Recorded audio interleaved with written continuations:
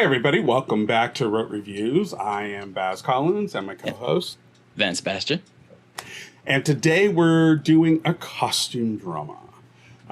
It is probably one of the most pivotal stories that came out of the whole Oscar Wilde kind of period in literature.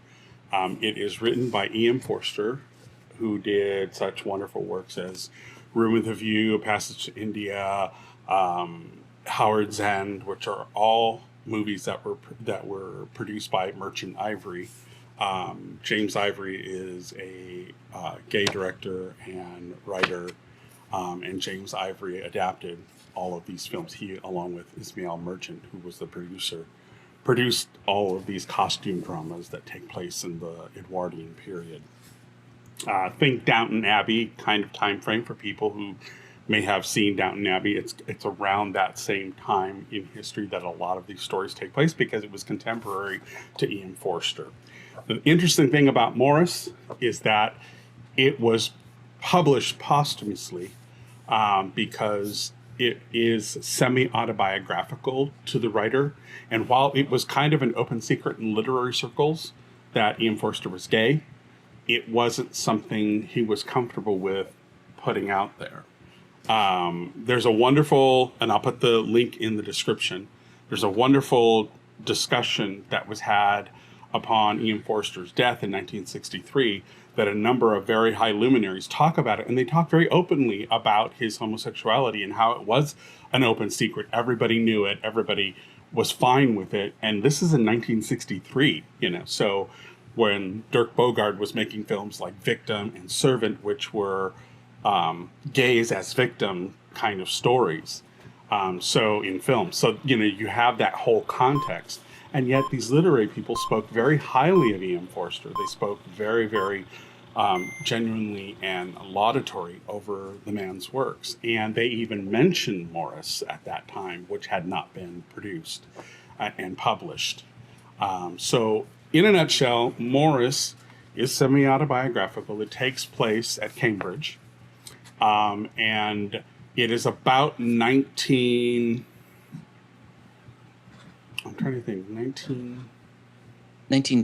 through 20. It's before World War, so you never really deal with the war itself, but it's through that period when World War I hit. And so it is the late Edwardian period. But the thing that I want people to walk away with is that it is a slower time frame. It is probably the best example of the stories that were prevalent then were often train wrecks in slow motion. In that the drama comes at you slowly as layers of these people are peeled back, because everything in the Victorian and Edwardian eras were all about the position you held and what you had to do to maintain that position, because appearances were everything. So one tiny slip of the tongue could bring your entire career and your entire mobility in life to a halt. So these people moved about with great scrutiny at all times. And if you were within any of the classes that mattered, then it was even more so. If you were lower class, that was your lot in life, and you were never going to evolve beyond that. It wasn't until much later that you started to have entrepreneurs who started to rise in the 20s and such. So that didn't really happen at this point. This is kind of before that. The class systems are very much in place in England. And this is a story of Maurice Hall, who goes to college, and he meets his new chum at Trinity College in Cambridge, and through another person of upper class mobility, Lord Risley, who invites Maurice Hall to come to a dinner party, and then eventually he meets up with this whole realm of homosexual men who are moving within Trinity College at Cambridge. And You never really meet the rest of the crew, but Lord Risley does figure into the story, and his plight and his fall from grace is really the catalyst that kind of puts Maurice Hall and Clive Durham in their perilous situation, in their burgeoning relationship. But all is not lost, because there's someone else on the horizon who will find Maurice at a time when Maurice is most in need of it.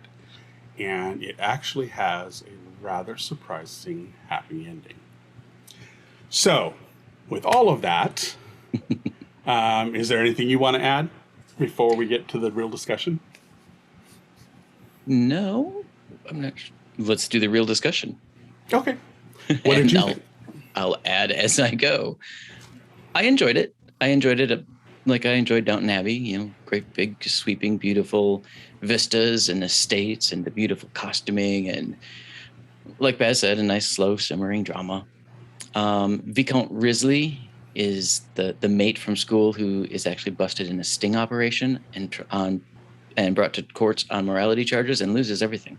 Loses his title, loses his station. It's gone. Basically what happened to Oscar Wilde. Right. The Clive character, played by Hugh Grant, is also a landed noble, though not quite as high in station. Not as much money. Right. But he freaks out and decides at that point in his life that they need to stop their love affair, which leaves Maurice floundering. Maurice is upper middle class. His father ran a stock brokerage, so not noble, but close as he could get. And so he takes over for his father and is just sort of lost because he has admitted who he is in the world to himself, and he doesn't know how to go about not being that, which is fair. And that's the part of the story I loved the most, is not caving and not being something you're not. Yeah, and this goes to our point about the other review we did, and I'll put the link up. Watch it after you watch this one. Don't click it right away. But I'll put the link up for Man in the Orange Shirt, which was a historical tale that did not go the way Maurice does. Right. So you get this balance of how in history there were people who stood up for themselves, and they figured it out. They figured out a way for all of this to happen for them. Yep. So as the story progresses, Maurice actually starts seeing a psychologist who is kind enough to accept who he is and not get him in trouble for it. And while he's busy healing himself, he meets the third party, who is at Clive's house. The groundskeeper at Clive's house, no less. Mm-hmm. Talk about a knot. Yes. The line that sticks with me is when they're at Trinity College and they're with the dean and they're reading about homosexuality in Greek literature. And there's a line where the dean calls it the constant stream of longing. Mm-hmm. And I found that there's a pivotal point in the movie where that is absolutely, it was probably, I don't know if it was just James Ivory's way of expressing it, but to me, I remember in 1984 when this came out and I saw it, it was the one scene that I connected to that line, and it's where James Wilsby's character of Maurice Hall is at Clive's house. Clive's not there, and he goes out onto the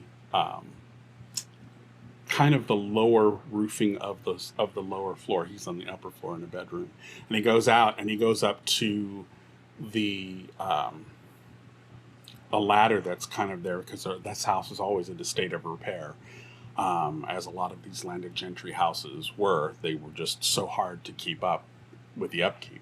Anyways, he goes out to the ladder and he's just frustrated with everything going on in his life and his inability to either resolve and find someone, or to get Clive to see reason, or, he's just so frustrated. There's so much pent up emotion that he stands there and he takes the ladder and he bangs it against the roof a couple of times. And then within a couple of minutes, he goes back in his bedroom, climbs back into bed frustrated, and within a few minutes, Scudder, the groundskeeper, shows up at his window. And it's almost the reason why that line, the constant stream of longing, sticks in my mind is because that when that whole sequence played out, it felt very, very vampiric to me, in that when Scudder shows up, he comes through the window, he's the seducer. It's that same kind of Gothic motif that was prevalent around those times. And I remember in 1984, that's how I saw it. And I remember being struck at that moment by the way that it mirrored the Gothic romances in that visual moment in the film. So if people... That's not where my theater brain went with it. I just remember what I felt when I was in my 20s watching it, you know. Oh, sure. This is the first time I'd seen it in memory as an adult. I swear I thought I'd seen it before, but I didn't remember huge chunks of it. So maybe it had been on like in a dorm room when I was in college. So at that scene where he's at the ladder and then Scudder comes up into the bedroom, I had a Romeo and Juliet moment. Which I will point out terrified me because I was afraid they were going to die at the end at that point. Yeah, right. Okay, here's the poison. I've got the dagger. Let's go. Right? And I'm happy to say they don't. I am very happy to say they don't. Yes. None of the gays have to die in this one. And I wonder if this is why Forster didn't publish the book and had it contractually set up. Because evidently the publishers wanted to publish it. He just refused to publish it. And it was written up that it could only be published after he died. And so I wonder if that's one of the reasons that there was still, even though by the time he had passed away, England was starting to evolve, so that by the early 70s, some 7 years after his death, you started to see a turn in the criminality over being gay. And so it was very close. He almost lived to the point where he could see that. But I think part of the, at least for me, the way I kind of took it when I found out about all of this, about the book, was that I think he feared that even though it was an open secret in literary circles, it was kind of a known thing, I think he was still fearful of recrimination, which is why he said it would never be published while he was alive. Mm-hmm. He didn't want... Evidently, Lord Risley, whoever he was in Forster's life, that really, really frightened him. Oh, yeah. You know, as an artist, as an author, you know. And by the way, I highly recommend people read the book. It is beautifully written. There is, to this day, there is one paragraph on page 86 of this edition, published by W.W. Norton out of New York and London. Page 86, the first paragraph where Forster describes Pengay, and it is Pendersley? Probably, in the movie it's Pendersley, but in the book it's Pengay. Got it.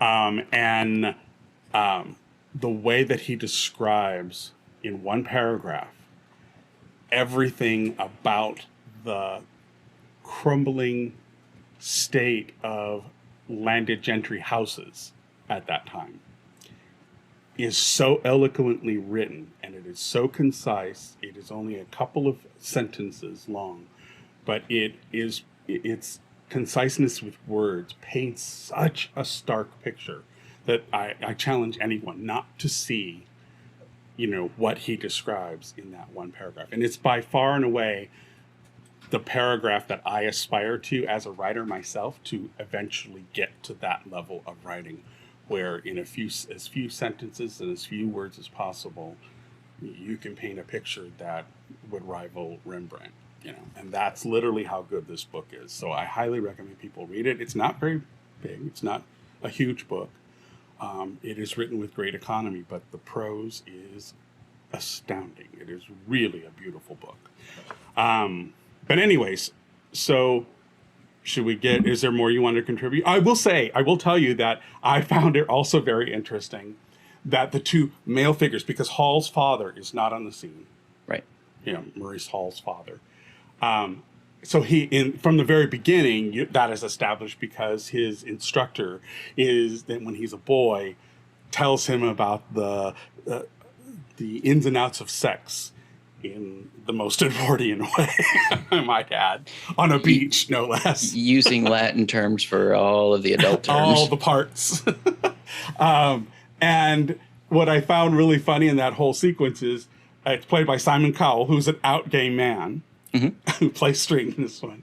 And then when you get to the doctor, it's played by Denholm Elliott, another out gay man. So I always found it was funny that these two actors were the father figures in Maurice Hall's life. So that's just a bit of trivia. Billy Whitelaw plays Maurice Hall's mother, and you would recognize her from the Omen series, where she's the wild woman who goes after the politician who's the father of Damien Thorne. So it's really kind of interesting to see these actors in very different roles from their breakout roles that put them on the map. So I just wanted to add that there is, if you're a Hollywood type, if you're a movie buff, there's a lot of Easter eggs in this movie. Including at the cricket match. Yes. Helena Bonham Carter in a non-named character commenting on the cricket match. Yes. And cricket evades me. I don't know what they're doing. And evidently the game can go on forever.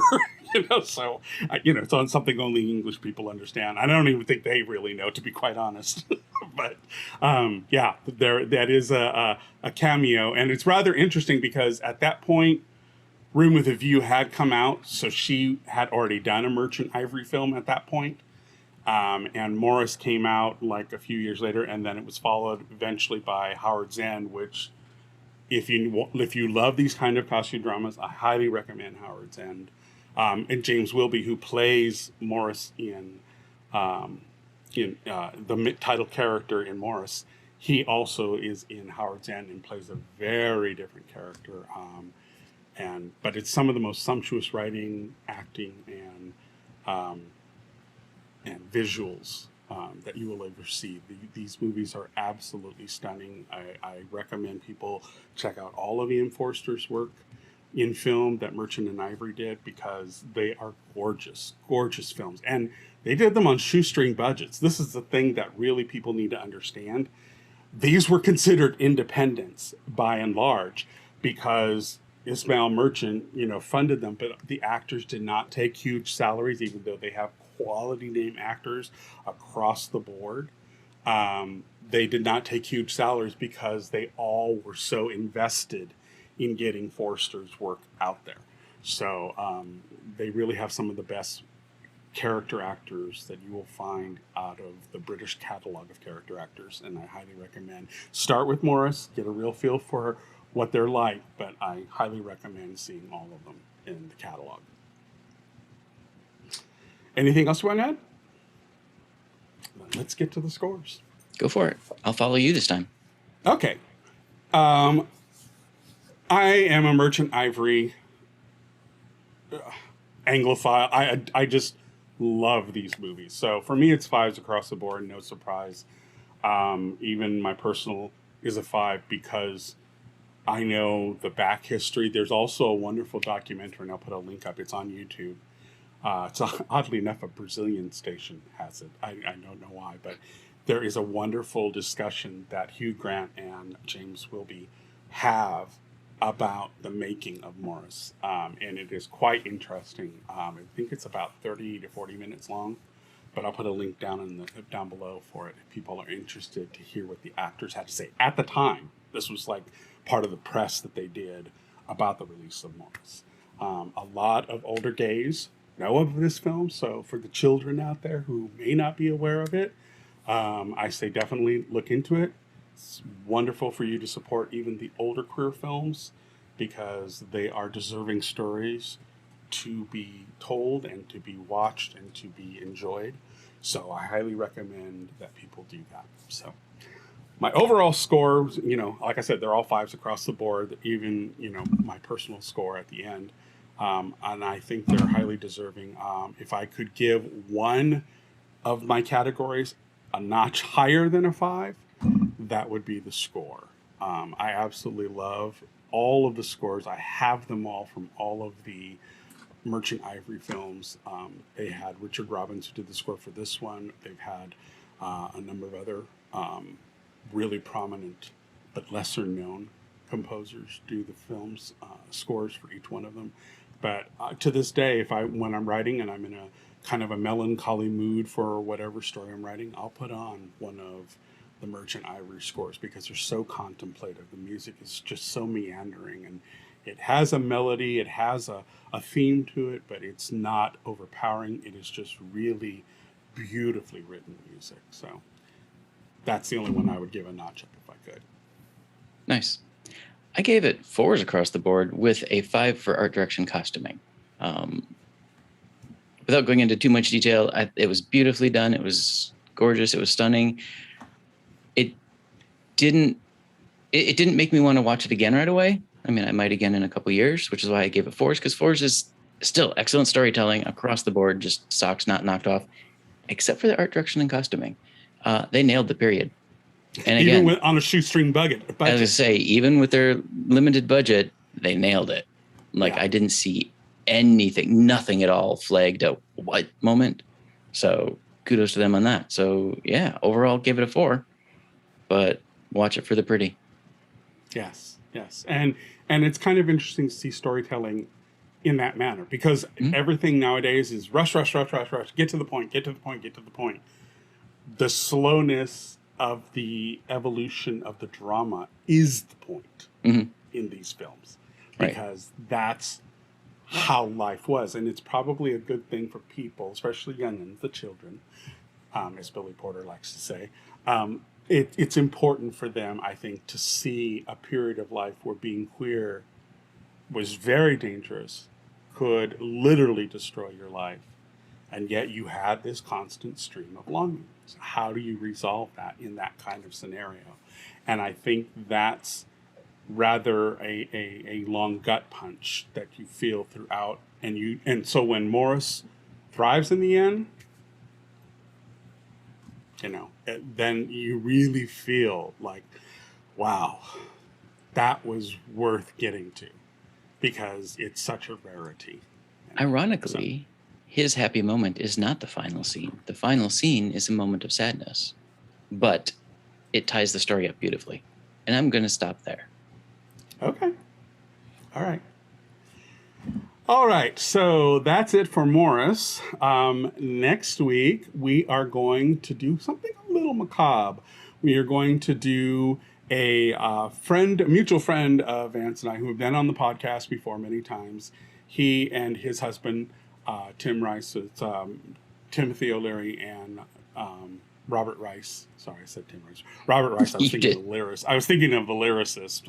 Anyways, I have to tell him I called him Tim Rice. They probably figured that out long ago. Anyways, but they did a project that they've been working on through the COVID period, and they're really getting close to getting it released. It's a web series called Demon Hunter, which is a very, very, very queer horror story.